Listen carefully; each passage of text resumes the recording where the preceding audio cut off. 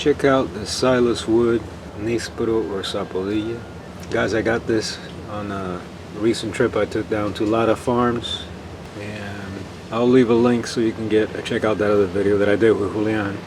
I think you'll like it. Anyway, I got this great looking little tree right here. And the great thing about this variety is that it's great for growing in a small space, in a pot even, because it's a dwarf, but it's a heavy producer. It'll give you tons of fruit. And if you've ever had a Sapodilla or Nispero, it's like eating sugar. It tastes great, very sweet. And like I said, this tree, even at a small size, will produce a lot of fruit. So, and for the home orchard, it's a great option because it doesn't take up that much space. Like I said, you could even grow it in a container. So this is the one that you want to get.